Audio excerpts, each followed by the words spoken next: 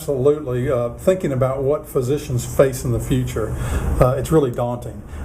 We've got the meaningful use, the changing of processes for them that have been processes they've used for the last 15, 20, 25 years from a clinical perspective. That's a tremendous change.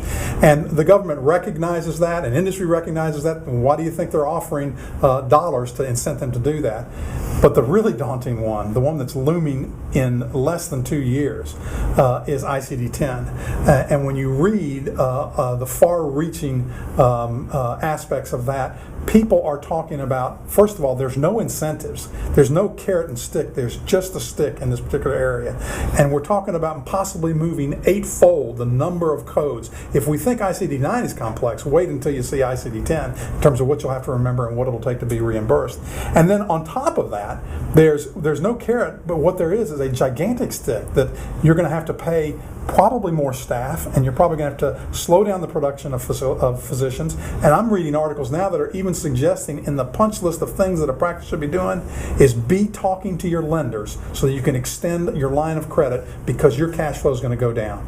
You talk about a gap, that's a tremendous gap. The thing that I think is really interesting is if you look at everything that's going on with high tech and meaningful use, if you don't use a certified EMR in a meaningful way, by 2019, you could have up to a 5% penalty in your Medicare reimbursement.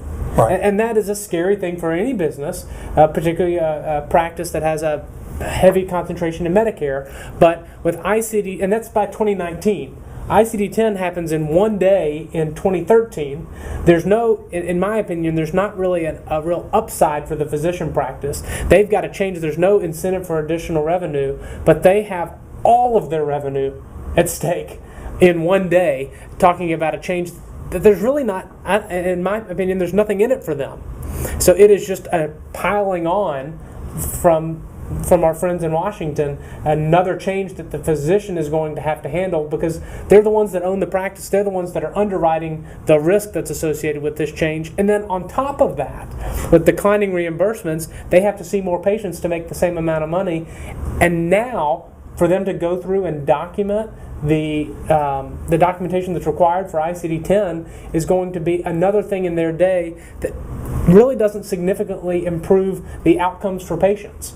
That's the difficult part of it. So you start to think about, everybody talks about the changes to ICD-10 for coders, and that's going to be difficult, but that's something that they can learn. That's their profession.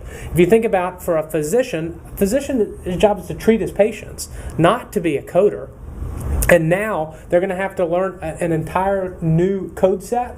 And if you think about it, there are 8 times as many ICD-10 codes as there are ICD-9 codes. How do you fit that on a piece of paper? You know, I've seen people running around with super bills or seen them running around with little netbook computers with very small font, and I can't read that.